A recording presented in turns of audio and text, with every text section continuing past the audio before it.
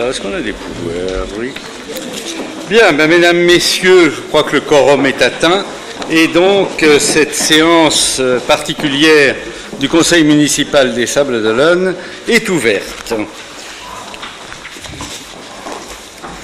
Alors, nous attendons M. l'ermite qui aura quelques instants de retard, mais Gwenaël Sévenot a donné pouvoir à Yvan Kervanka et M. Mangelas a donné pouvoir à Dominique Thénault.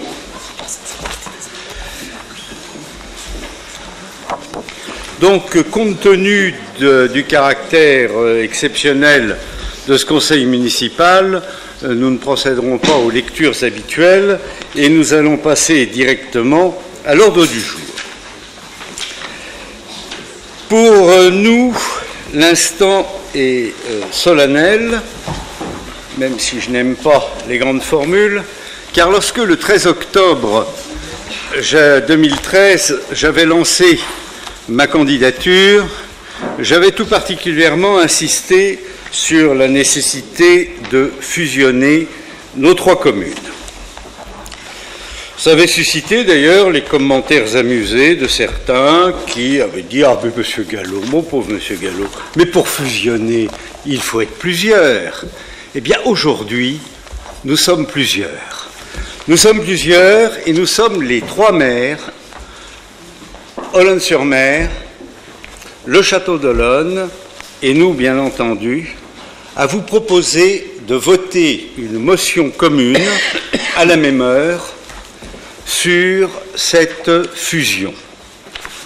C'est quelque chose, encore une fois, c'est un moment, je ne vous le cache pas, important, car toute la campagne a été orientée, au-delà de la lutte contre le bétonnage, autour de la fusion, et semblerait que nous n'ayons pas fait une si mauvaise campagne que cela, partout, lors du porte-à-porte, lorsque je disais il faut fusionner, ah ben ça c'est bien vrai, ah ben ça c'est bien vrai, mais ça ne se fera jamais.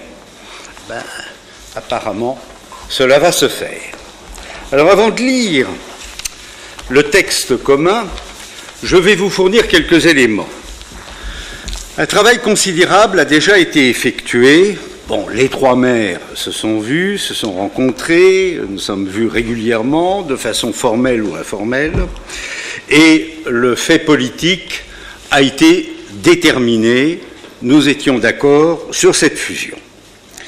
Une première réunion avait eu lieu le 22 avril et la commission sur la fusion s'est déroulée le 4 septembre dernier. Mais, au-delà de la volonté politique, nous avons entamé, et depuis le début, un travail très important des agents. L'administration, les administrations communales travaillent pratiquement depuis l'élection à la fusion. Et je rends hommage au travail des fonctionnaires et des agents qui ont consacré un temps considérable, n'est-ce pas, Madame Lapère, considérable à ce travail préparatoire de la fusion. 5 groupes de travail, au-delà de la concertation que nous avons eue avec les fonctionnaires, 3 réunions, ça c'était l'aspect explicatif, et nous n'en avons pas fini d'ailleurs, pour rassurer les agents qui légitimement pouvaient être inquiets devant ce qui est tout de même tout à fait nouveau. Et au-delà de ce travail interne, 5 groupes de travail ont été mis en place. Marché public, informatique, ressources humaines, communication, services techniques. Ces 5 groupes de travail se sont vus à 3 reprises avec les directeurs, chacun avec les directeurs généraux des services. Et au minimum 3 fois de façon autonome, sachant que l'un des groupes a eu toutes ces combien de réunions, toutes ces vingtaines ou trentaines, considérables. Oui, les fonctionnaires ont adhéré à ce projet. Ils ont adhéré à ce projet et le préparent vraiment activement après projet reste, lorsque l'on arrive, je parle des personnels d'encadrement, personnel d'exécution, encore une fois, peuvent être légitimement inquiets. Nous nous efforçons de les rassurer. De toute façon, il a bien été précisé qu'il n'y aurait pas un emploi de supprimer et que nous tiendrons compte de leurs demandes, de leurs questions, et nous avons surtout sollicité leur avis, car je pense qu'il n'est pas de bonne réforme si chacun n'adhère pas dans l'organisme qui va être chargé de mettre en place et de mettre en œuvre cette fusion. Marché public, donc important travail d'harmonisation, avec une mise en œuvre de groupements de commandes.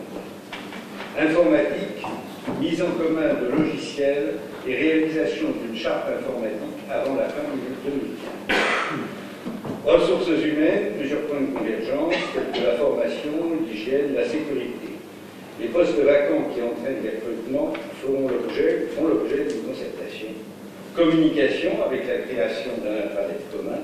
Services techniques avec la planification des tâches, notamment pour la production horticole, à laquelle je tiens tout particulièrement, le règlement de voirie, les matériels de manifestation. Au 1er janvier 2015, l'assainissement sera commun aux 3 communes. Et c'est Fabien Loubert, un des cadres sablés qui pilote l'opération. Cela devait se passer en 2012, ça aurait dû être fait en 2012, mais la municipalité de l'époque s'était proposée à ce transfert. Les opérations liées à la fusion se poursuivront au plus tard, bien sûr, jusqu'à l'année 2020, mais je pense qu'il y aura des événements auparavant.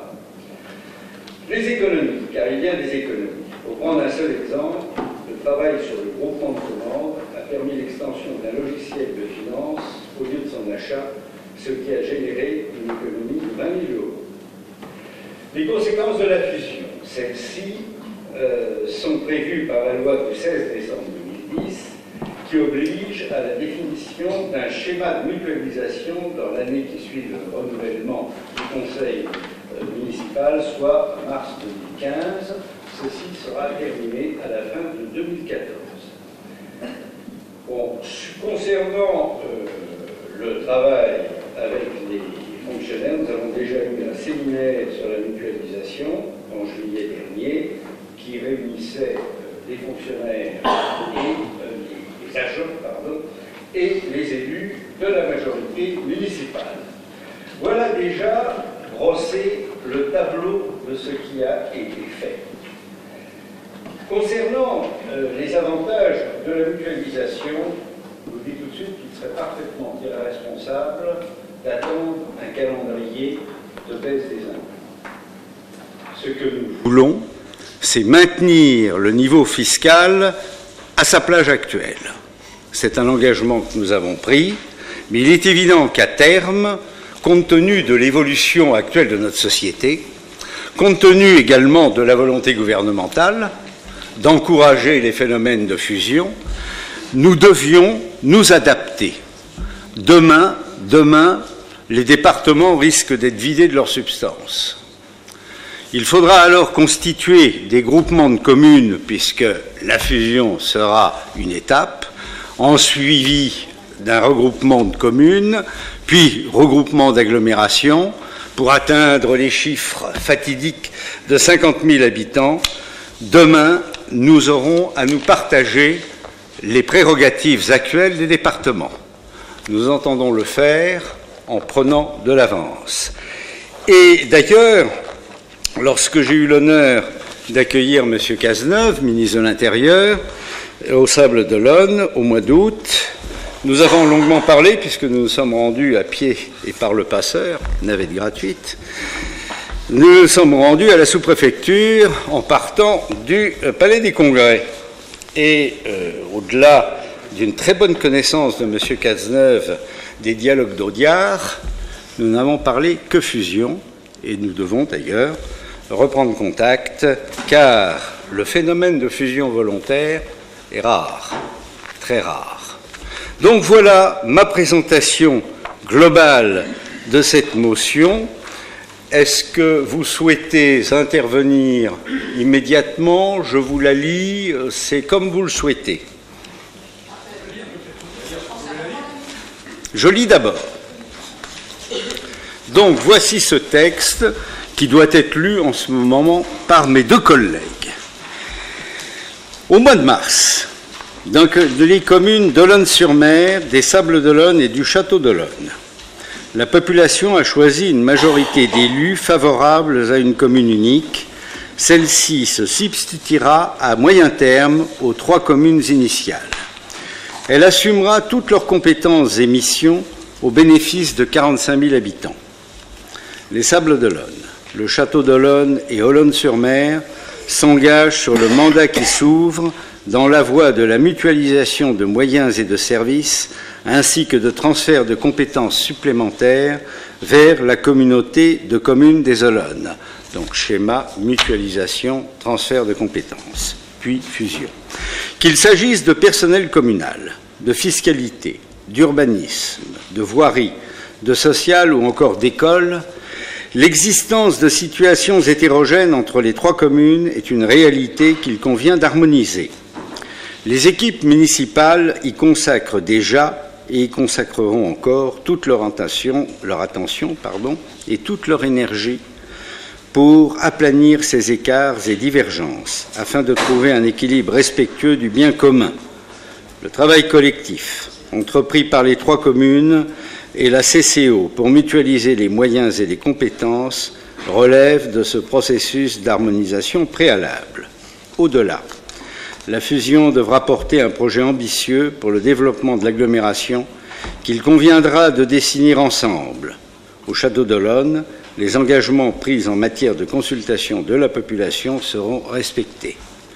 Partageant cette même ambition pour l'avenir, les conseils municipaux du Château d'Olonne, des Sables-d'Olonne et d'Olonne-sur-Mer sont invités à approuver la présente motion qui gravera solennellement la volonté inédite des assemblées municipales de marcher conjointement vers l'union des communes sœurs des Olonnes. Et pour compléter ce texte, je dirais, pour répondre à des questions, lorsque la fusion sera faite, je tirerai ma révérence, je considérerai que la mission est exécutée.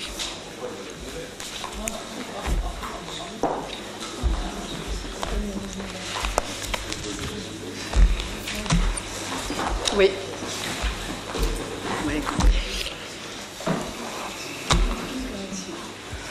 Monsieur le maire, nous aurons une motion à lire que je dirai tout à l'heure, mais on va peut-être quelques questions à vous poser. D'abord, pourquoi cette précipitation? Et ne pensez-vous pas qu'il y a une contradiction dans le fait d'approuver cette motion, alors qu'au Château d'Olonne, il va y avoir une consultation dont on connaît pas, dont évidemment on ne connaît pas l'issue. Attendez, ce qui se conçoit clairement s'énonce clairement, et j'ai peur de ne pas bien comprendre. Alors je vais essayer de répéter. Et vous êtes plus intelligent que moi. Non mais attendez, j'ai répété. Allez-y. La pédagogie, c'est l'art de la répétition. Je demande s'il n'y a pas une contradiction d'approuver cette motion en l'état, oui, alors que dans le texte de la motion, le Château d'Olonne est invité à se prononcer sur cette motion, enfin la population. Mm-hmm. Alors, tout ceci ne me semble pas contradictoire ni incompatible. Je m'en doutais, remarquez. La fusion, c'est une décision politique, c'est une décision de principe. Les modalités, il appartiendra aux différentes communes de les choisir. Quand vous parlez de fusion, vous parlez de commune unique? Oui. Oui. D'accord. On est bien dans le cadre de commune unique. À la mutualisation, à la communauté, à la commune unique. D'accord. J'ai d'autres questions, mais peut-être que vous voulez intervenir? On va intervenir. Oui, monsieur le maire. Sauf le respect dû à votre fonction, permettez-nous d'être... Et pas à ma personne, je note effectivement à votre fonction, monsieur le maire. Sauf le respect dû à votre fonction, permettez-moi, tant en mon nom personnel qu'au nom de mes colistiers, d'être quelque peu surpris par l'absence de consistance qui existe dans cette motion. J'aurais envie de vous dire, de qui vous moquez-vous? Dans la mesure où dans cette motion, vous ne prenez, il n'est pris aucun engagement, il n'est proposé aucune méthode. Et je rejoins à ce sujet la réflexion de M. Mercier. Aucune méthode n'est proposée pour parvenir à cette fusion. Or, nous considérons que seule une consultation populaire est le gage d'une fusion réussie. Quoi de plus nécessaire lorsque l'identité des 3 communes est mise en cause? Quoi de plus nécessaire que d'interroger chaque habitant? Qui peut dire, mieux que les Olonnais, qu'ils seront plus Olonnais après la fusion, si ce n'est les Olonnais eux-mêmes? Qui peut dire, si ce n'est les Sablais, qu'ils seront plus Sablais, si ce n'est les Sablais eux-mêmes? Personne ne peut parler au nom de chacun, personne ne peut parler au nom de chaque commune. Il appartient à chaque habitant de se prononcer.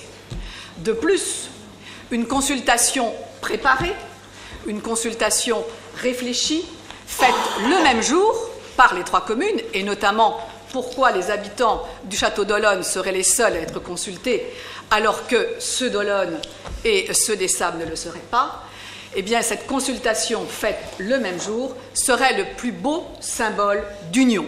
Vous savez pertinemment qu'une fusion, pour qu'elle soit réussie, faut qu'elle soit fondée sur des bases solides. Et seul un vote démocratique peut être la base et les fondations de cette réussite. Cette motion, vous ne prenez aucun engagement. Alors, certes, vous nous dites, vous venez d'exposer tous les engagements oraux que vous venez de vous engager, notamment en ce qui concerne le personnel, mais rien n'est écrit. Or, vous avez dit que ce texte était un texte fondateur, un texte important. Raison de plus pour que, en ce qui concerne cette motion, en ce qui concerne cette fusion, qui ne peut être là aussi que source d'économie, votre motion et dans votre projet, vous ne projetez rien n'est quantifié, rien n'est précis au niveau des engagements que vous allez prendre. Que vont devenir les fonctionnaires des 3 communes? Rien n'est écrit à ce sujet. Quelle va être la baisse de la pression fiscale, la baisse des impôts, la baisse des économies envisagées? Or, on sait tous combien chaque concitoyen est très intéressé. Je pense que quand on fait une fusion, c'est pour obtenir et faire des économies et faire en sorte que celles-ci soient respectées. Oui, non. Eh bien, on souhaiterait que des économies soient réalisées et qu'elles soient le plus importantes possible.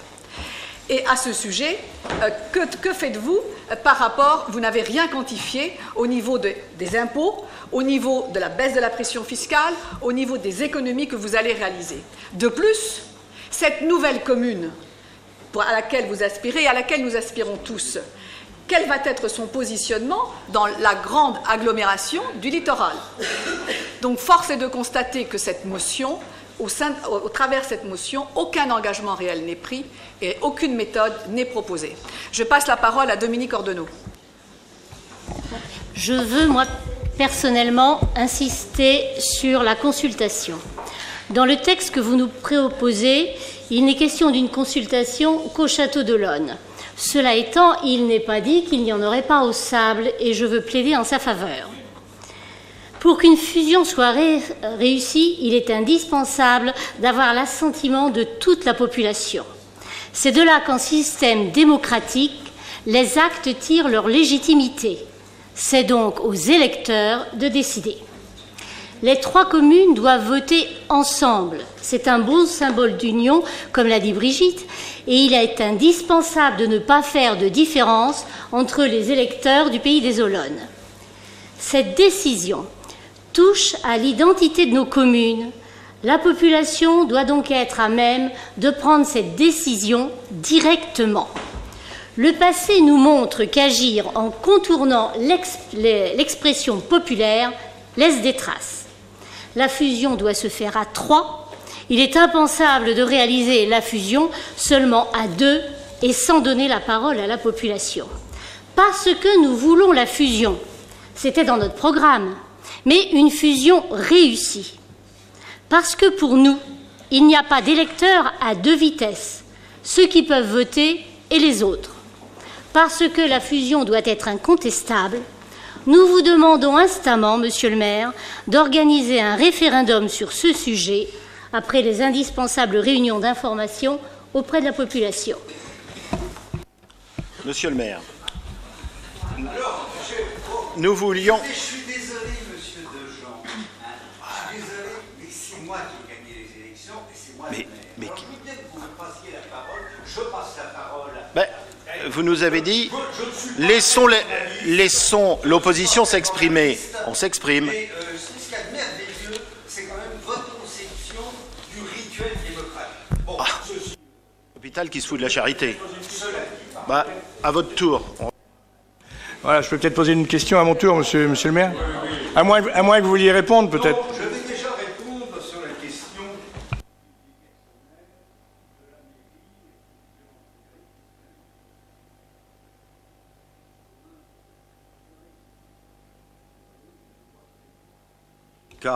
Prévoit ce cas. L'ensemble des personnels de l'établissement public de coopération intercommunale supprimé et des communes dont est issue la commune nouvelle est réputé relever de cette dernière dans les conditions de statut et d'emploi qui sont les siennes. Les agents conservent, s'ils y ont intérêt, le bénéfice du régime indemnitaire qui leur était applicable, ainsi qu'à titre individuel, les avantages acquis en application du 3e alinéa de l'article 111 de la loi 84-53 du 26 janvier 1984 portant dispositions statutaires relatives à la fonction publique territoriale. Bon, voilà, vous voilà rassuré. Ce souci de la défense des prolétaires vous honore. Pas du tout la question. J'avais une question justement sur les personnels. Non, mais j'ai commencé à répondre sur ce point. D'accord, mais j'avais une question sur les personnels justement. Oui. Vous avez parlé d'économie. Bien entendu, tout le monde en ce moment et tout le temps est d'accord pour faire des économies. Néanmoins, vous avez dit également qu'il n'y aurait pas d'emplois supprimés. Vous venez de le dire. Or, on sait très bien que dans un budget, la part des personnels est une part importante. Donc l'économie ici on ne peut pas à un moment dire on va faire des économies et dire ah ben ouais mais on garde tous les personnels. Monsieur Mercier, je vous réponds tout de suite. La finalité est certainement différente. Il y aura certainement des doublons, il y aura certainement une nouvelle organisation à avoir. C'est une chance pour les personnels qu'il y ait des doublons. Cela permet de changer de service, de changer d'affectation. Quant à la question de la non-suppression d'emplois, il est évident qu'avec la fusion, il n'y aura pas nécessairement de remplacement des gens qui partent à la retraite. C'est l'évidence absolue. Est-ce que ça a été quantifié? L'évidence absolue. Est-ce que ça a été quantifié? Mais ça a été dit à on est dans le bleu plus total. Oh.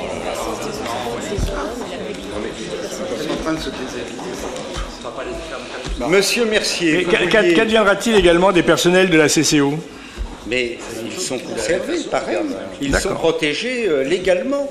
D'accord. Et il n'était pas dans mes intentions de porter atteinte. Non, mais bien entendu, mais on pose des questions. Parce qu'effectivement, dans cette motion, il n'y a pas, comment dire, effectivement, de choses très précises. C'est une déclaration de principe. C'est une déclaration de principe. Il y a visiblement, dans le 6 mois, mais vous plaisantez. Enfin, vous qui avez été dans toutes les cuisines administratives et électorales, 6 mois, c'est très peu de temps. C'est très peu de temps, et en peu de temps, nous avons fait beaucoup de choses, monsieur Dejean. Beaucoup. Je voudrais... Buisson, sur les... Oh. Monsieur Mercier. Monsieur Péchel a retrouvé son sourire. Je suis content, monsieur Péchel, de voir que vous avez retrouvé le sourire. J'adore vous entendre. Bon, non, monsieur Mercier. À vous de permettez-moi d'être souriant également. Oui. Il est question, j'ai parlé de la communauté de communes, il est question, dans ce que vous dites, de parler de communauté d'agglomération. Nous sommes contents que vous parliez de communauté d'agglomération, puisque nous, c'est notre proposition. On sait très bien, et vous avez parlé des territoires, on sait très bien que la commune unique, moi j'appelle la commune unique, je pense que c'est le terme exact, cette commune unique ne recouvre pas le bassin de vie, le territoire. Il y a d'autres, je l'ai déjà dit en communauté de communes, mais il y a d'autres, ce bassin de vie, il peut avoir Saint-Mathurin, Véret, enfin bon, et il y a des négociations qu'il faut avoir. Alors, bien sûr, vous dites c'est une déclaration d'intention, mais pourquoi ne pas nous présenter cette déclaration d'intention, enfin, en tous les cas, de revenir après avoir négocié ce genre de choses, de manière qu'on se rende compte qu'effectivement, ça avance, parce que, effectivement, vous y travaillez, moi je reconnais que vous y travaillez.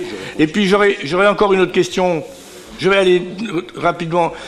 Cette communauté d'agglomération permettrait à chaque commune de garder son identité. Parce que j'y reviendrai tout à l'heure, parce que j'aurai quelque chose aussi à dire au niveau de la consultation.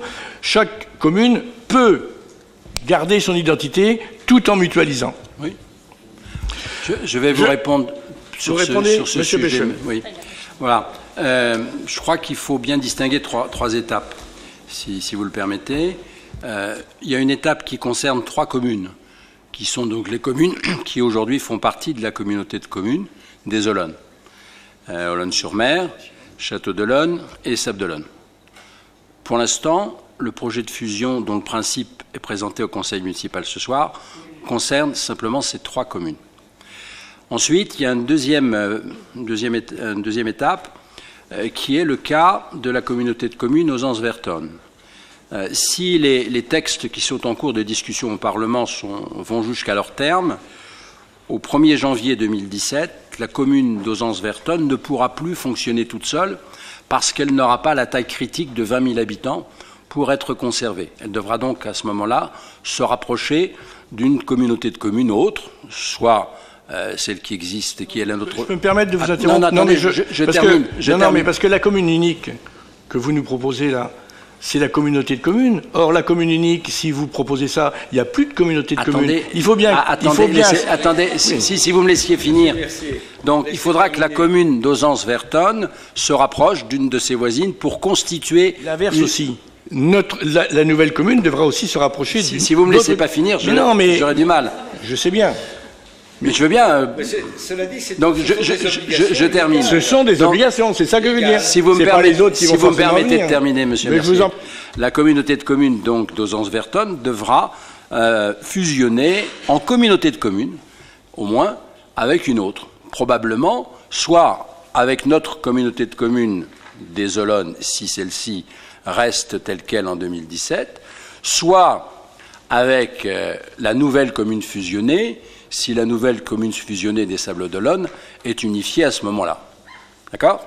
Et là, du coup, elle aura franchi le stade des 20 000 habitants, puisqu'elle aura rejoint un ensemble qui fait déjà 45 000 habitants. Mais, en l'état actuel de la population, ça ne suffira pas pour constituer une communauté d'agglomération. En l'état actuel des textes, il faut 50 000 habitants. Or, les 3 communes des Olonnes, plus les 3 communes d'Ozance-Vertonne, ne font pas encore 50 000 habitants. Donc il faudra soit attirer un développement massif de la population, soit prendre des contacts avec d'autres voisins qui pourraient, s'ils en sont d'accord, nous rejoindre pour former cette fois une communauté d'agglomération à 50 000 habitants, mais nous ne les avons pas encore. Donc, il y a le cas de la communauté de communes des Olonnes et du projet de fusion qui est propre, le cas d'Ozance-Vertonne qui de toute façon devra rejoindre des voisins, et le cas de la communauté d'agglomération qui est distinct. Mais les 3 opérations sont juridiquement distinctes. On ne peut pas les mener en même temps.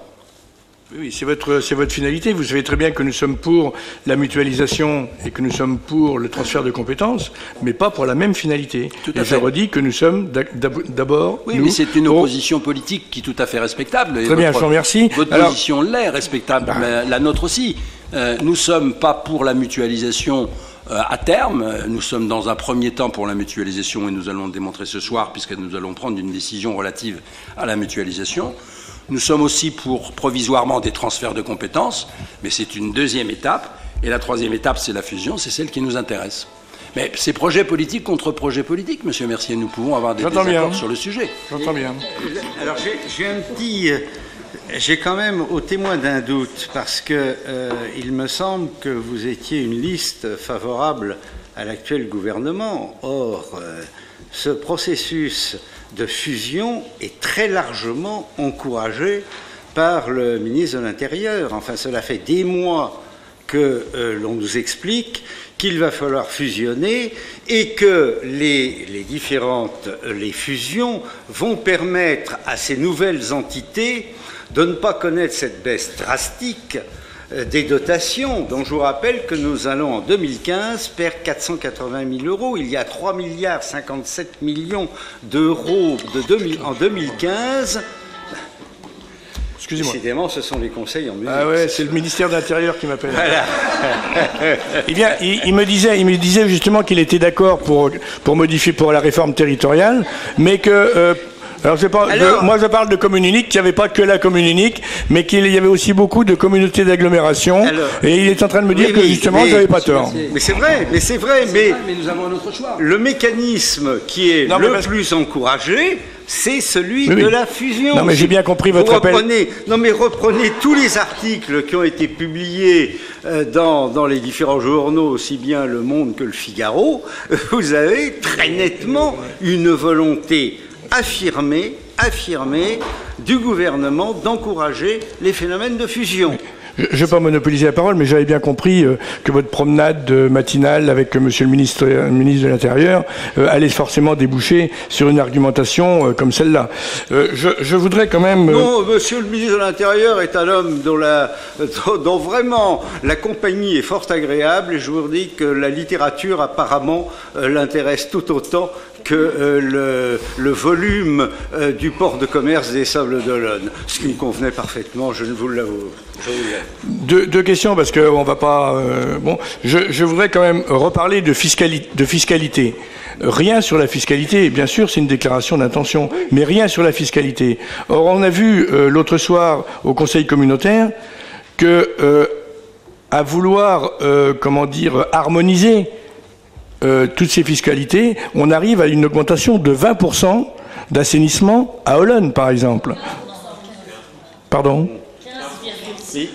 15,6, excusez, ou 15,9, oui. Mais enfin, néanmoins, c'est pas mal. Et on s'aperçoit que ces choses-là, la population doit être informée de ce genre de choses, parce que les choses ne vont pas se passer si facilement que ça. Mais tout va être lissé. Ben oui, tout va être lissé. Il y aura des gagnants, il y aura des perdants, mais il y aura des 15% d'augmentation. Et ma dernière question s'adressera à Madame Tesson.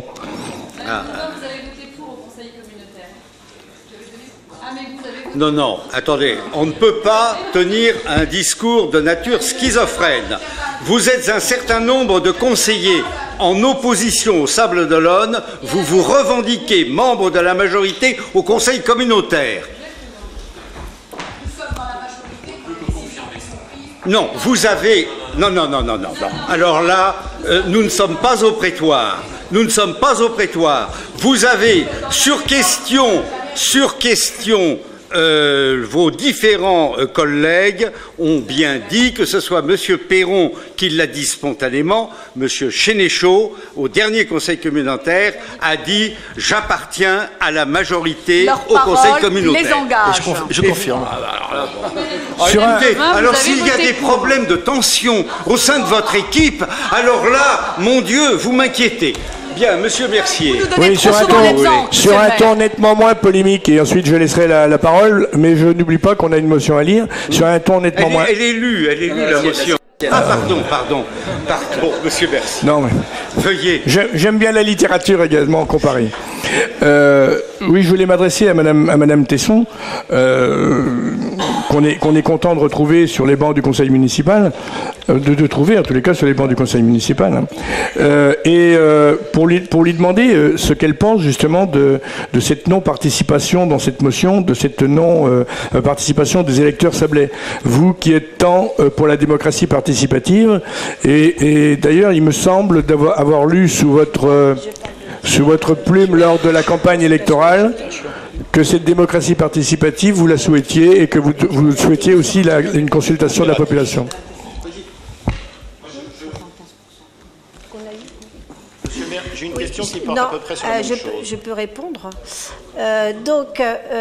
Pour ce qui me concerne, je pense qu'en effet, la consultation a eu lieu le mandat précédent et que la population sablaise s'est exprimée très majoritairement, 75% à l'époque, pour 34% de votants. Pour cette fusion. Mais c'est ce qui se passe vous estimiez ça, mais c'est pas ce que vous avez dit. C'est pas une obligation. Les gens se déplacent s'ils sont intéressés. C'est pas ce que vous avez dit, Madame Tesson. C'est pour ça que je vous posais la question à vous et à vos colistiers. Concernant ensuite la campagne, que ce soit dans une équipe ou dans la mienne, dans celle de Didier ou dans la mienne, nous avons toujours bien précisé que nous voulions la fusion. Donc il n'y avait vraiment aucune ambiguïté sur notre proposition. Donc là aussi, les gens ont voté en sachant pertinemment que c'était vers ce quoi nous voulions nous engager et de façon très ferme. C'était même prioritaire pour nous dans tout notre programme. C'était pas ma question. Ma question, c'était dans le cadre de la réponse, oui. Écoutez, monsieur Mercier, dans le cadre de la démocratie participative, de la démocratie participative, je vous demandais ce que vous pensiez de ce genre de consultation. C'est aussi deux poids, deux mesures. Vous le savez bien. Non, mais les arguments, on les connaît.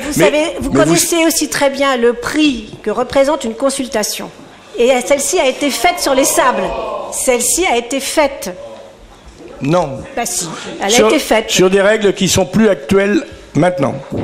Monsieur Mercier, je considère que nous avons eu un mandat impératif et ce mandat, nous le remplirons.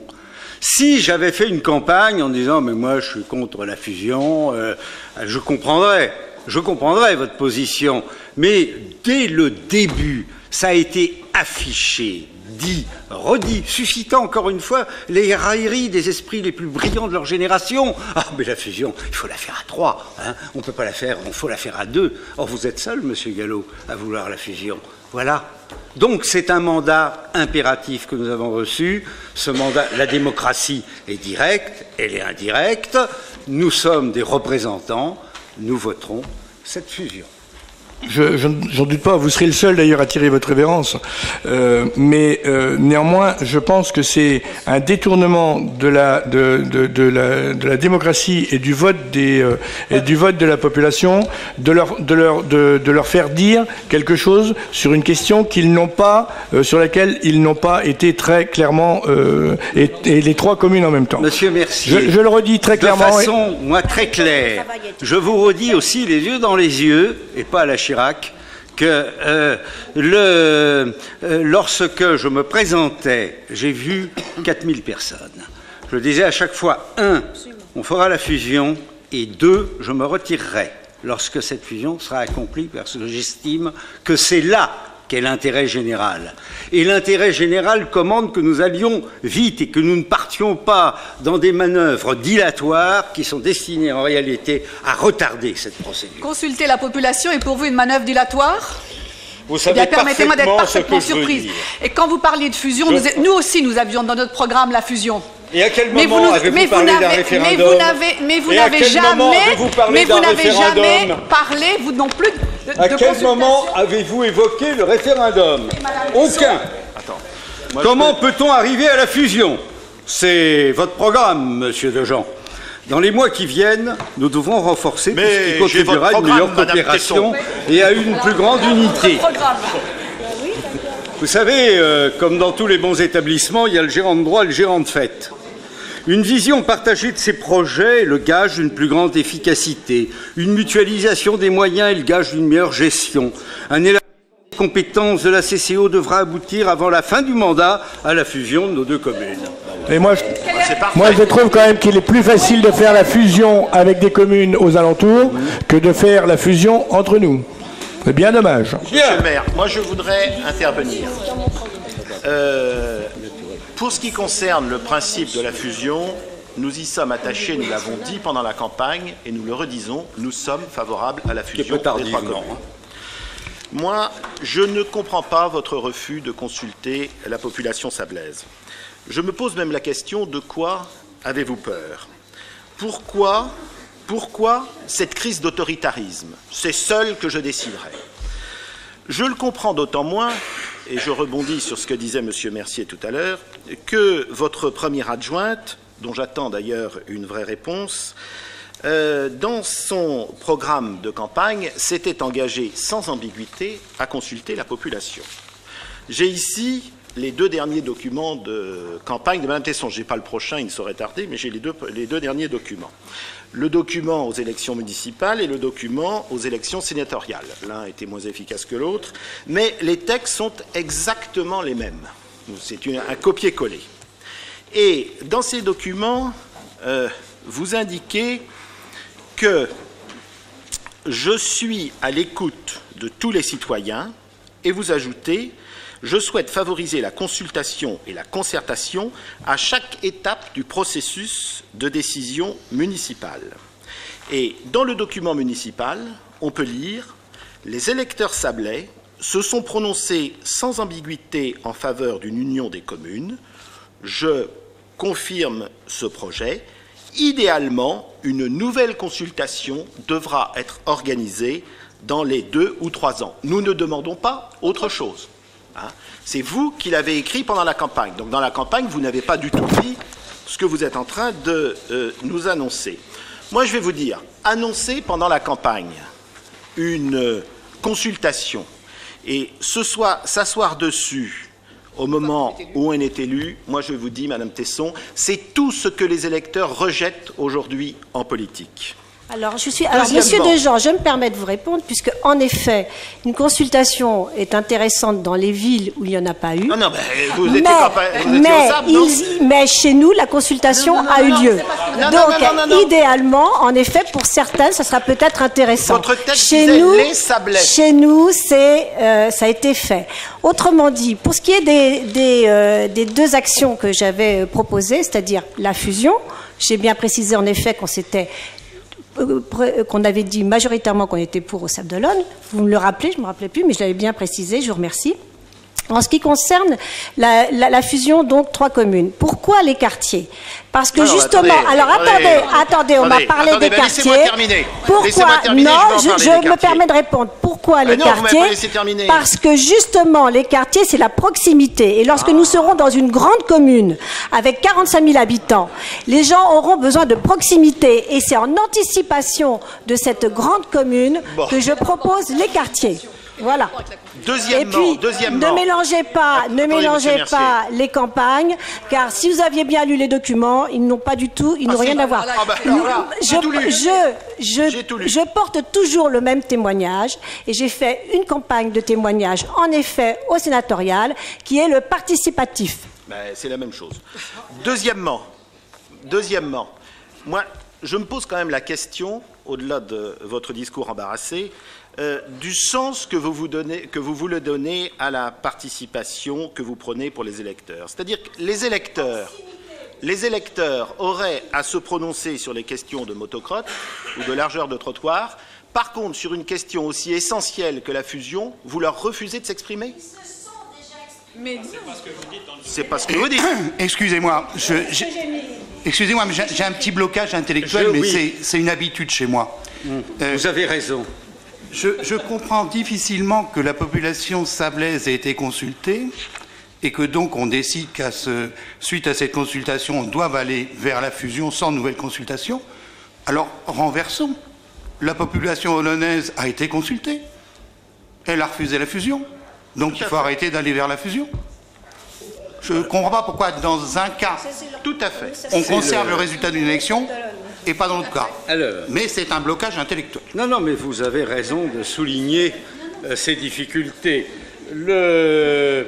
D'ailleurs, la fusion aurait pu être prononcée puisque les 2 tiers, je crois, de l'ensemble des électeurs s'étaient montrés, des 2 communes s'étaient montrés. Voilà.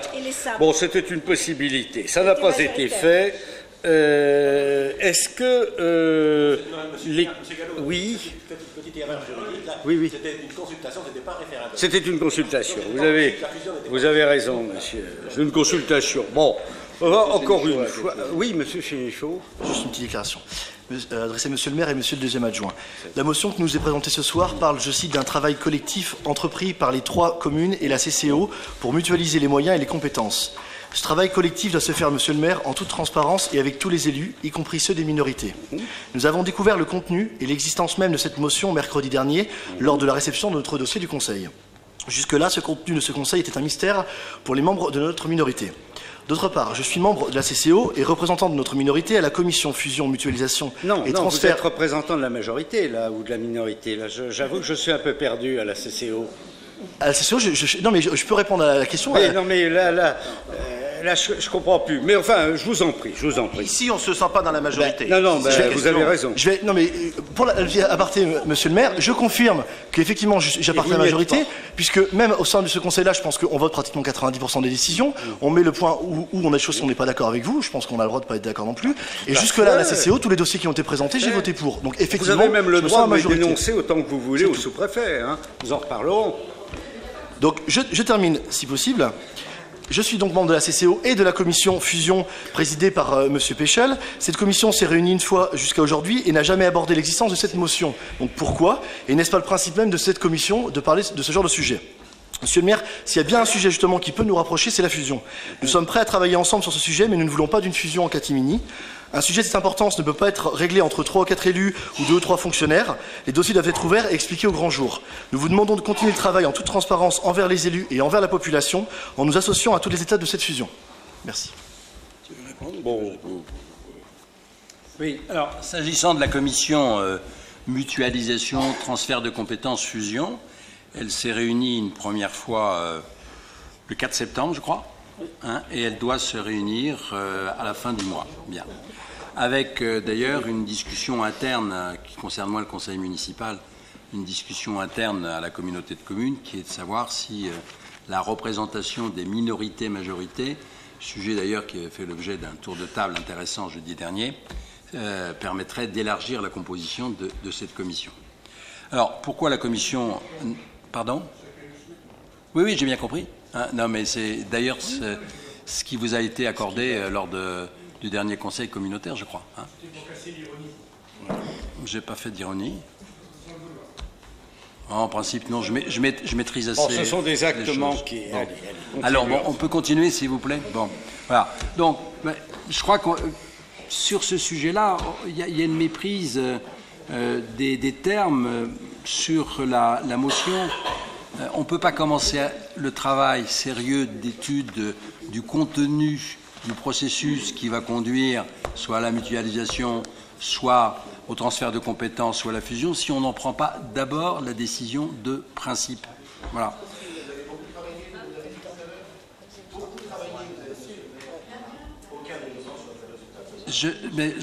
Alors, décidément, j'ai vraiment un problème. Je fais de l'humour, on croit que je ne fais pas d'humour. Et là, je dis que c'est une décision de principe. Je suis toujours... Bon, écoutez, franchement... Bon, allez. Oui, on va passer au vote. Il y a un moment où la stupidité des propos enlève l'intelligence. Enlève l'intelligence des dialogues, donc on va peut-être écouter Monsieur le maire, je souhaiterais intervenir simplement sur le calendrier, si vous le permettez. Bien sûr. Donc c'est par rapport au calendrier de la fusion qui, jusqu'à présent, me semble-t-il, reste très confus. Mais il n'est pas établi encore. Je crois qu'on ne se comprend pas. Là, il y a vraiment un problème ce soir. On ne se comprend pas, probablement parce qu'on s'explique mal, mais parce que je crois aussi que vous faites semblant de ne pas bien vouloir comprendre. L'idée, c'est une décision de principe. Et ensuite, on enclenche des procédures. Les procédures ne sont d'ailleurs pas inventées par nous, elles sont prévues par les textes. Mais si on ne prend pas, dès le départ, les 3 communes, le même jour, la décision symbolique de décider que nous allons fusionner, on ne va pas pouvoir avancer. On ne va pas décider de la fusion avant de prendre la décision de principe, parce qu'autrement, je vois bien le reproche que vous ferez, monsieur Mercier, vous devez tout décider avant, on n'a même pas décidé de fusionner. C'est un cercle. Non, mais c'est pas ça se fait François, c'est décision de principe, puisque vous avez été élu sur ça, déjà. C'est bien pour ça. Vous avez été élu sur l'engagement ferme. Mais pourquoi vous voulez pas une décision de principe? Enfin, il faut que les 3 prennent une décision de principe. Parce qu'il est fort probable que nous fusionnons à 3. Mais ce n'est pas la seule. Pourquoi vous envisagez de fusionner à 2? Il est possible que nous puissions fusionner à 2 si les 3 ne sont pas d'accord. Raison de plus pour interroger la population. Raison de plus pour interroger la population. La population veut la fusion. Mais Elle s'est prononcée clairement lors des élections municipales. C'est la conception de vision des choses. Écoutez, je ne suis pas là pour coucher. C'est la même commune.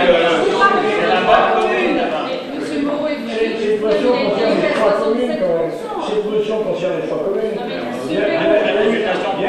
D'abord, attendons de voir. Monsieur Lassier a fait quand même une démonstration sur Olonne. Et moi, je vous ai dit que sur le château d'Olonne, il y avait des contradictions. Et nous redemandons, et nous le redirons dans la motion, nous redemandons une consultation populaire. Deux choses sur le sujet. N'allons pas trop vite. Non, personne ne sait ce qui se passera ce soir dans les 3 communes. Il est possible que les 3 communes ne s'entendent pas sur la notion que nous présentons. Je ne suis pas dans l'esprit, ni dans le cœur des Olonnais ou des Castellolonnais. Non. Je n'en sais rien. Que vous ne sachiez pas les résultats des sénatoriales, je vous l'accorde. Mais que vous ne connaissiez pas le résultat de cette motion, vous savez très bien. Vous êtes pour le fait majoritaire. Et vous savez très bien que vous avez la majorité. Alors ne faites pas semblant. C'est pas sympa, ça. Qu'est-ce qui vous fait peur à l'idée de consulter la population? Parce que c'est politique, tout simplement. C'est une base par l'œuvre politique de votre part, c'est tout. C'est une débat oscillatoire. Vous savez bien que c'est oscillatoire. Vous voulez gagner du temps. Vous voulez gagner du temps, c'est tout. Non seulement vous voulez gagner du temps, mais trouver un prétexte pour vous faire valoir, parce qu'il n'y aura plus jamais d'élection. Madame Gauvin, non seulement vous voulez gagner du temps, mais trouver un prétexte pour vous faire valoir, parce qu'il n'y aura plus jamais d'élection. Et en plus, vous savez très bien que s'il y a une fusion de 3 communes, vous n'existerez même plus dans l'opposition, puisque les textes ne donneront même pas de place. J'existe ailleurs. Et c'est la raison pour laquelle vous voulez gagner du temps. C'est pour ça que vous voulez gagner du temps. Parce que vous savez très bien qu'avec 69 conseillers municipaux, vous n'y serez pas. C'est faux. Vous n'y serez C'est pas. faux. C'est proportionnel. Vous n'y serez. Ah non. Regardez le texte. 69 conseillers municipaux maximum. Mais la représentation choisi par rapport c'est dans l'ordre du tableau. Oui, par liste. C'est dans l'ordre du tableau. C'est dans l'ordre du tableau. Dans l'ordre du tableau. Si nous Monsieur Pécheux, vous ne pouvions connaissez pas les textes, ça m'étonne, mais c'est le cas. Proportionnel. reprendre On n'est pas là pour ça non plus. un peu de calme. Après, je salue vraiment ce souci de consulter la population, de l'opposition constructive, avec sans doute un petit recours à la clé, si jamais le résultat n'est pas à votre hauteur. C'est un petit recours à la clé, Maître Gauvin. Je suis désolé, vous nous avez tout fait, tout. Bon, souffrez, que je le rappelle. Bien, qui veut? C'est Monsieur Landais. Ah bon? Alors, j'avais commencé une phrase que je n'ai pas pu finir. Je vais essayer d'apaiser un peu les débats. La fusion des 3 communes, que nous soutenons fermement, se fera, dit le texte que vous nous proposez, au bénéfice de 45 000 habitants. Nous pensons qu'il n'y a pas un bénéfice, mais des bénéfices à retirer de cette fusion, et notamment la réalisation d'économies financières. Nous aimerions que vous nous indiquiez les pistes d'économie envisagées, notamment pour ce qui concerne les dépenses de personnel, puisque la mutualisation des services des 3 communes et de la communauté doit générer des économies. Nous proposons, nous sommes au stade des propositions, nous proposons dès maintenant la mise en place d'une gestion prévisionnelle des effectifs des 4 collectivités, les 3 communes et la CCO, afin de définir une politique sur les remplacements ou les non-remplacements des départs à la retraite dans les 10 années à venir.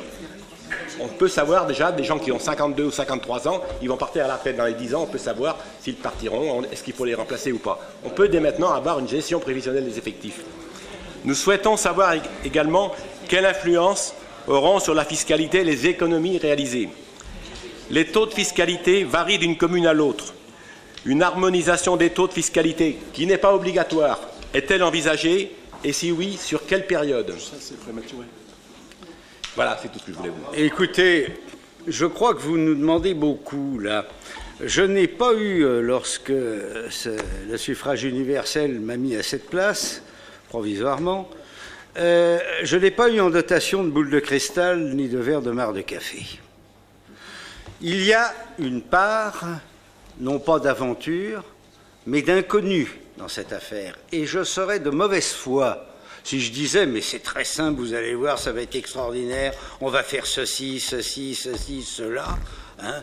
C'est-à-dire annoncer avant ce qui va se passer exactement. Mes engagements sont précis sur un point.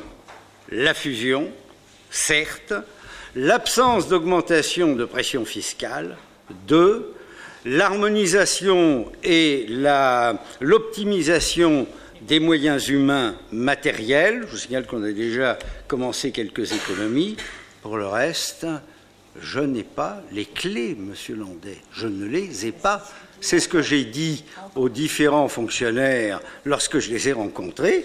Je leur ai demandé de nous aider parce que je suis incapable aujourd'hui, et je serais d'une parfaite mauvaise foi si je vous disais le contraire, d'étudier, sauf sur cette étude que j'ai commandée effectivement à la fois sur le bilan et sur ce qui peut être possible, qui va être faite. Une étude, en effet, va être faite à la fois sur le bilan et sur les moyens d'optimiser cette fusion, mais pour l'instant, je suis incapable de vous le dire, en toute modestie.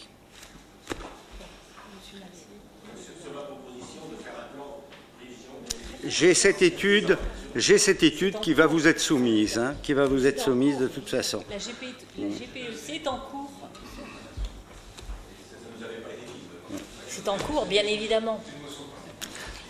Monsieur Mercier avait une motion. Je crois que Madame Paté avait demandé la parole. Oui, c'était tout simplement par rapport au calendrier. Monsieur Péchel disait tout à l'heure qu'on voulait gagner du temps, pas du tout. On voulait vous proposer justement un calendrier par rapport à ça, puisque on voit dans la motion que vous parlez de moyen terme. Je cite, celle-ci se substituera à moyen terme aux 3 communes initiales. Que veut dire moyen terme? Je trouve qu'on est vraiment dans le flou. Est-ce qu'on ne pourrait pas avoir des grands axes, justement, des grandes dates, si vous voulez, par rapport à un calendrier, pour être beaucoup plus précis que le moyen terme? Donc simplement pour proposer qu'au cours des années 2015 et 2016, on pourrait faire des présentations, des débats publics, justement, sur les conséquences de la fusion et des engagements de baisse des dépenses. Fin 2016, on revient donc à cette consultation, puisque cette année 2016 est une année qui ne sera pas polluée par aucune autre élection, et ce qui permettrait aux habitants des Sables, du Château et d'Olonne de se prononcer le même jour sur la fusion des 3 communes, mais je pense qu'on en a beaucoup parlé ce soir. Et après 2016, je pense qu'il faut estimer à 2 ans le temps nécessaire pour les questions techniques soient réglées, pour que nous puissions, à la fin de ce mandat, donc pouvoir réaliser que les 3 communes soient réunies avant les prochaines élections. Donc c'était simplement, avez-vous une précision par rapport à ce qui est écrit dans votre motion sur le moyen terme? Oui, ici, pour l'instant, il y a en fait trois attitudes. L'attitude de Château d'Olonne, l'attitude d'Olonne et l'attitude des Sables d'Olonne. Les Sables d'Olonne sont plutôt pressés et voudraient arriver à une fusion avant 2017. C'est ce que nous avons dans la tête. Château d'Olonne n'est pas pressé et voudrait arriver à une fusion à la fin du mandat. Olonne se situerait entre les deux. Donc, moi, je travaillerai bien, en tant qu'animateur de la commission, sur un calendrier qui serait une fusion pour 2017. Et on verra ensuite si tout le monde est prêt pour suivre ce calendrier. Mais il me semble que 2017 serait une bonne date pour plusieurs raisons. La première, je vous le disais tout à l'heure, parce que c'est à ce moment-là qu'Auzance-Verton devra aussi choisir un partenariat. Et si nous étions prêts à ce moment-là, ce serait quand même beaucoup plus commode de travailler avec eux. Si le texte sur la réforme de l'intercommunalité est maintenu tel quel, c'est aussi à partir de 2016 et début 2017 que le département sera conduit à lâcher un certain nombre de ses compétences, en matière de tourisme, par exemple, ou en matière de port. Il sera intéressant à ce moment-là d'avoir déjà une taille critique pour récupérer le maximum de ses compétences. Si nous n'avons pas une taille critique, on risque de passer à côté du transfert de compétences sur ces 2 sujets majeurs pour nous, puisque finalement, quand on regarde le texte actuel, les transferts de compétences s'opéreront soit au profit de la région, soit au profit des intercommunalités. Je crains fort que si nous soyons une petite intercommunalité, à ce moment-là, ce soit la région qui en bénéficie. Donc je pense que la date de 2017, en plus, elle correspond à des changements de calendrier électoraux qui vont faire aborder d'autres phases de la vie politique française et de la vie politique départementale. Ça me paraît quelque chose de raisonnable. Mais encore une fois, ça c'est mon point de vue en tant que président de la commission fusion. Il n'est pas forcément partagé par le château d'Olonne. Je crois que le château d'Olonne, lui, au contraire, a envie d'aller plutôt jusqu'à la fin du mandat. Olonne se situe entre les deux. Voilà. J'essaierai d'emporter la conviction des autres. J'en sais pas plus. Donc une consultation fin d'année 2016. Moi, je ne suis pas pour la consultation, donc il n'y en aura pas. Ça serait une très bonne chose et cadrerait complètement avec ce que vous proposez. Il n'y en aura pas de toute façon. Donc, mais c'est bien que vous la proposiez, mais nous allons nous prononcer sur le sujet et il n'y en aura pas au Sable d'Olonne. Monsieur Perron. Je souhaiterais juste revenir sur un petit point tout à l'heure. Vous avez évoqué l'appartenance à la majorité à la communauté de communes. Il est vrai que je suis élu communautaire depuis 13 ans. Donc j'ai beaucoup travaillé, comme d'autres, bien entendu, à la réussite de ce projet collectif. Donc ce n'est pas parce que je suis dans la minorité aujourd'hui au Sable d'Olonne que quand je travaille à la communauté de communes, je travaille dans l'intérêt général et dans son avenir. Mais ceci dit, avec mon libre arbitre, comme je l'ai toujours eu dans les mandats précédents où j'ai parfois eu des votes différents de ceux de mes collègues à mon libre arbitre.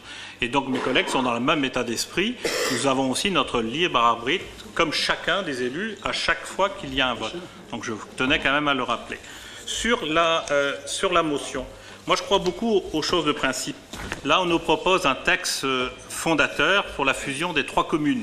Alors depuis 6 mois, vous travaillez d'arrache-pied pour nous proposer ce texte.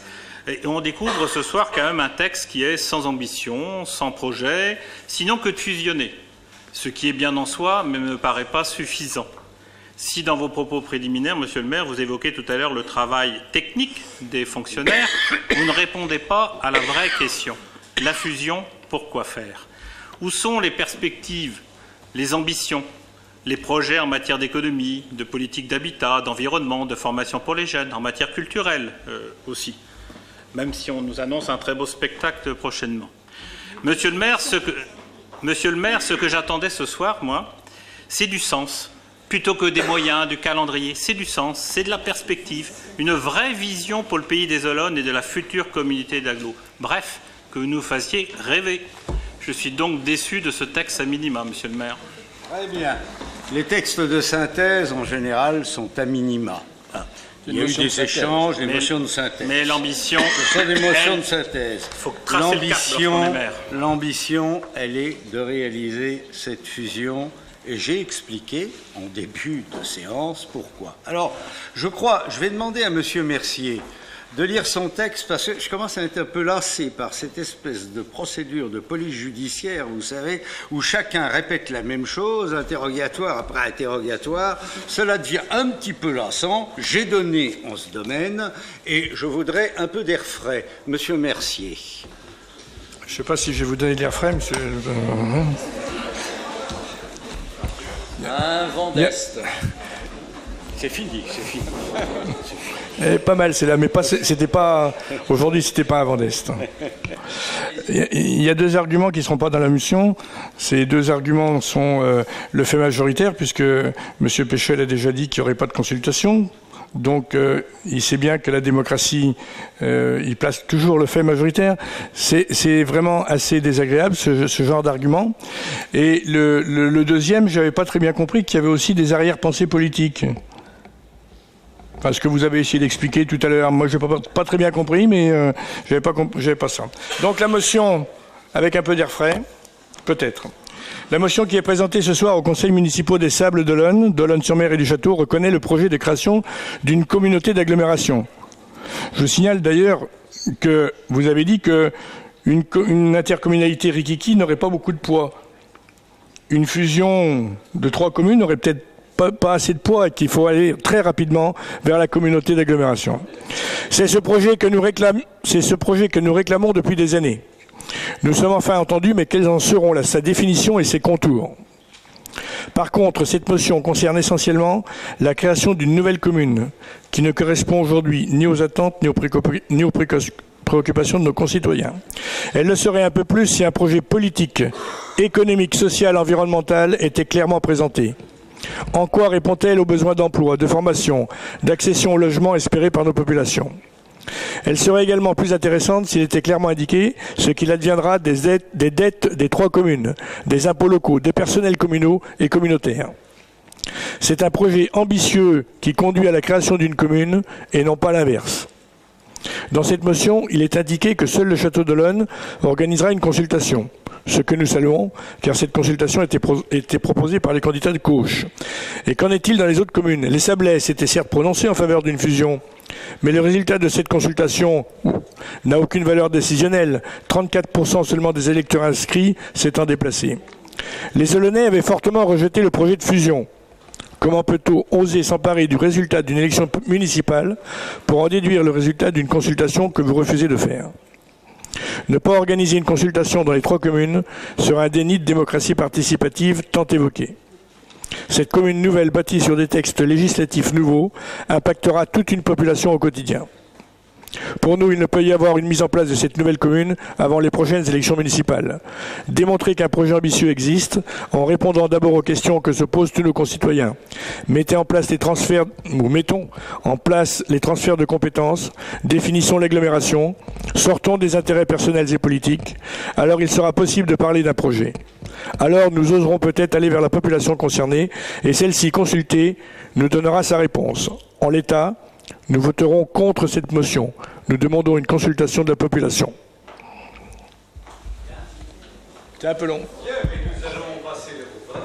S'il vous plaît, juste, nous allons voter. Non, mais nous allons tout simplement vous soutenir dans la motion puisque nous allons voter cette motion.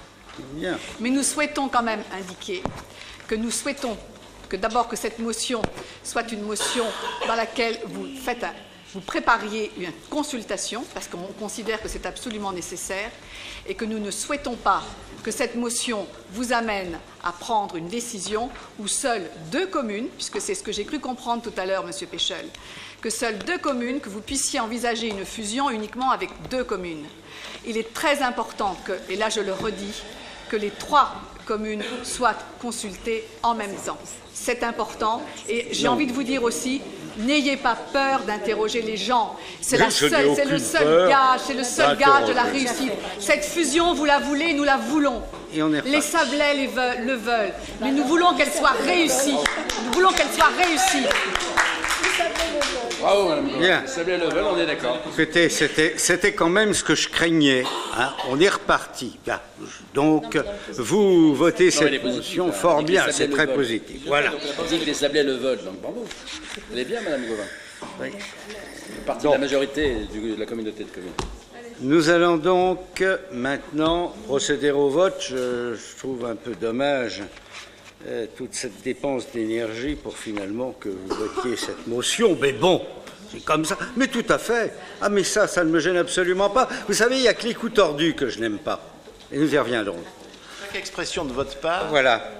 Chaque expression de notre part vous gêne. C'est incroyable. Mais elle ne me gêne absolument pas. De donner notre position. Ce qui me gêne, Monsieur Dejean, c'est que vous mâchouillez votre chewing-gum pendant que vous vous exprimez. Bien. Qui... On n'est pas à l'école. Oui, ben, vous ni à l'école, ni dans un cabinet d'instruction. Ce sont des règles de courtoisie élémentaires. Élémentaires. Bien. Qui vote contre cette motion? Qui s'abstient? La motion est adoptée. Je vous remercie. Bravo.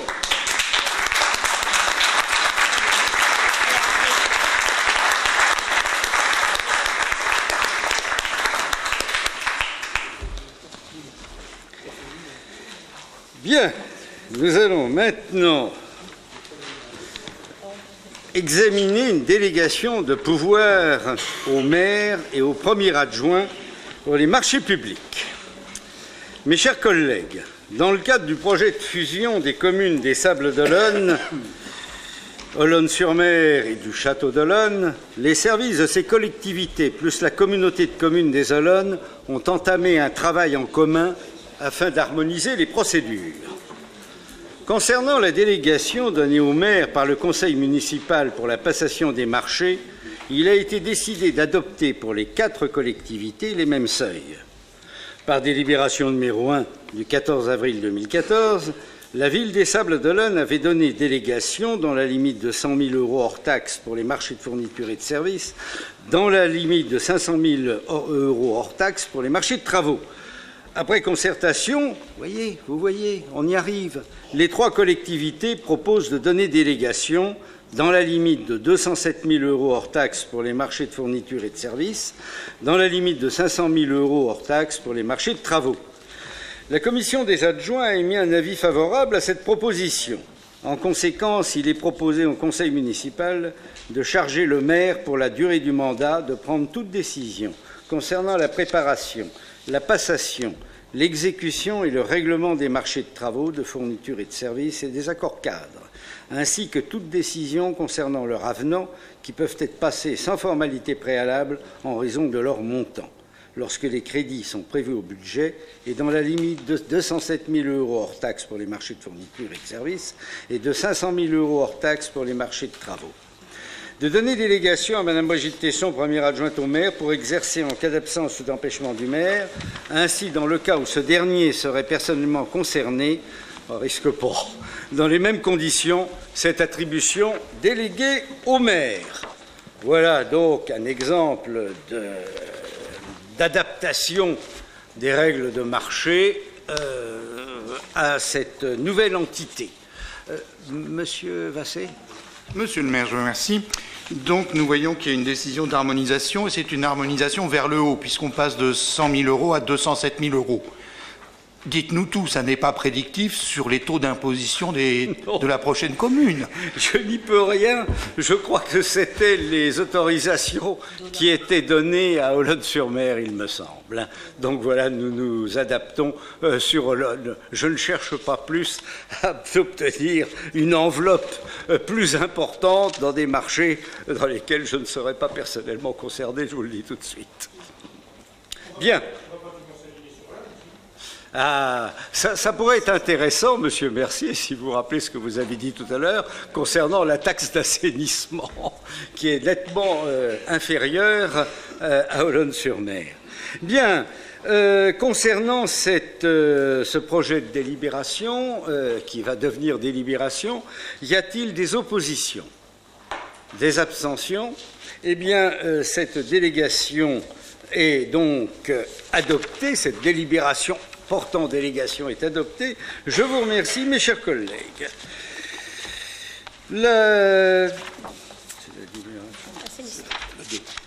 C'était là, hein? Là, il est d'accord. Numéro 2, transfert de l'assainissement. Les travaux ménagers ne sont pas sans noblesse. Travaux, délibération relative à l'approbation de la convention constitutive de groupement de commandes.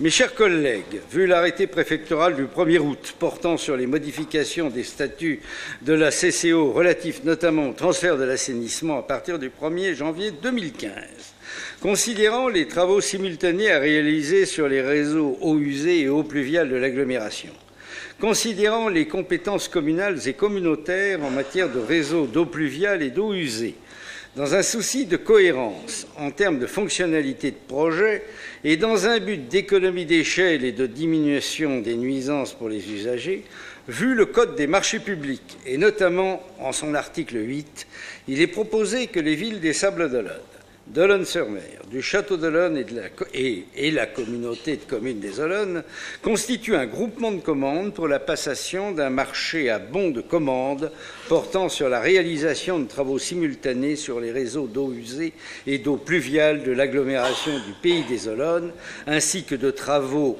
eau usée pour la CCO. Une convention doit être établie entre les 4 parties pour définir les modalités de fonctionnement du groupement. Cette convention prévoit notamment que les membres du groupement désignent la communauté de communes des Olonnes comme coordonnateur pour gérer la procédure de passation. Cependant, le coordonnateur ne se charge ni de la signature, ni de la notification, ni in fine de l'exécution du marché. Chaque collectivité membre du groupement, pour ce qui la concerne, s'assurera de sa bonne exécution, notamment en ce qui concerne le paiement du prix. Outre le fait que chaque collectivité émettra ses bons de commande, la répartition financière sera la suivante. Les frais de publicité seront partagés par l'ensemble des membres du groupement. Les frais liés notamment à l'installation de chantier, aux essais de compactage, au constat d'huissier ou aux missions complémentaires nécessaires, tels un coordonnateur SPS, seront partagés à 50% pour chacun des membres concernés par le chantier. Ils seront définis lors de l'établissement de chaque bon de commande. Les frais concernant l'évacuation des déblais, le remblai, la réfection, ces dépenses seront partagées équitablement au prorata du diamètre et du linéaire des réseaux entre les maîtres d'ouvrage concernés par le chantier et ceux conformément aux bordereaux de prise unitaires. Ils seront définis lors de l'établissement de chaque bon de commande. Le groupement prendra fin au terme des marchés à bon de commande établis sur cette base.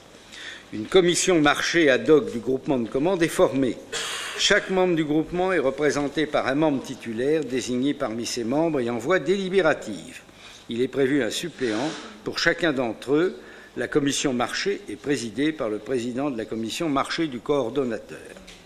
Chaque collectivité membre du groupement notifiera au coordonnateur l'identité des élus titulaires et suppléants représentant chacun des pouvoirs adjudicateurs au sein de la commission marché de groupement.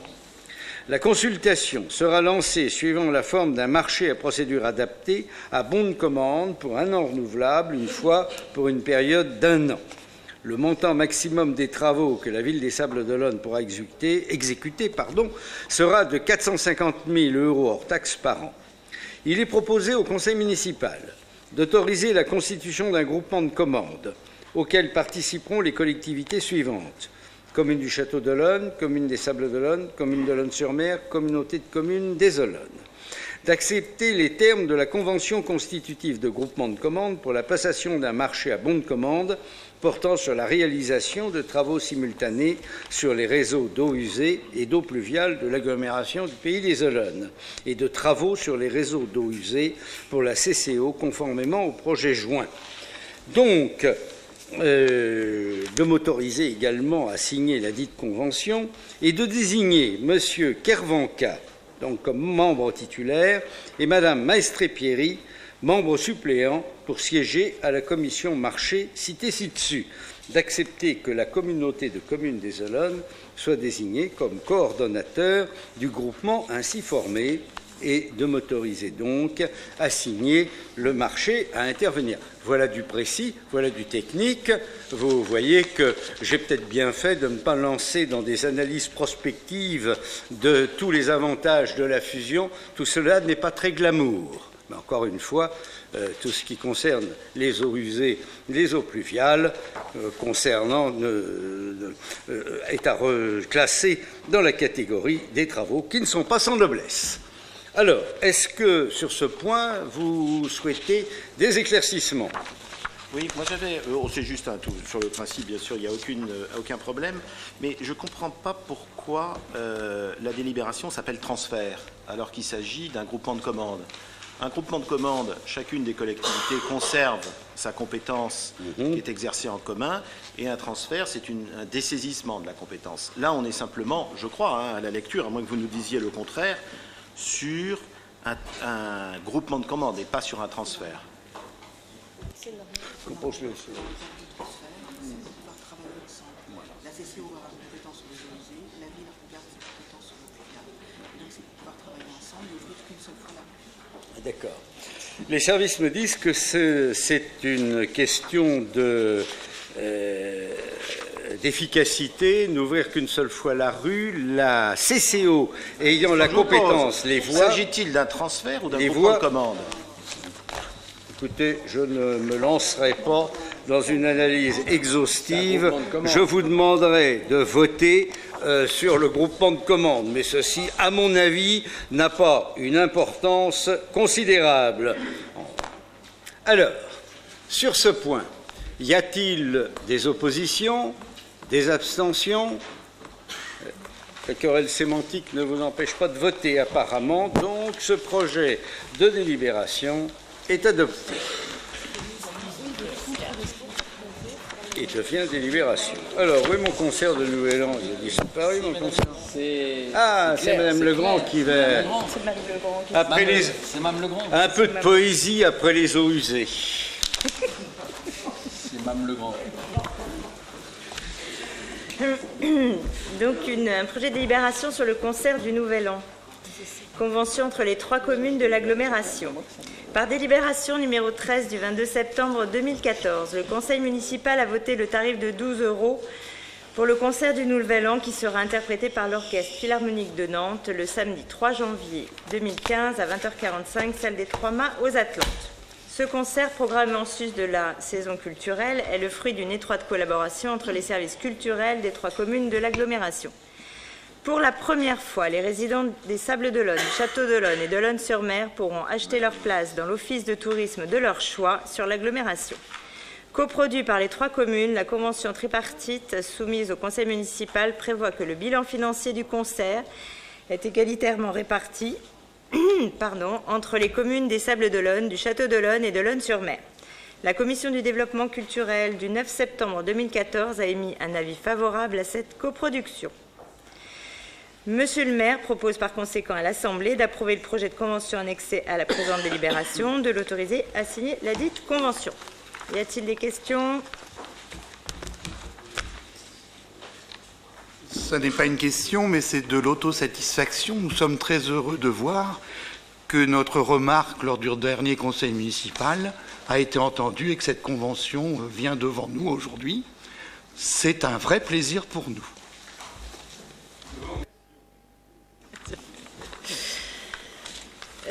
Des abstentions, des votes contre? Merci beaucoup. Eh bien, il me semble que l'ordre du jour des conseils municipaux étant épuisé, la séance est levée. Je vous remercie.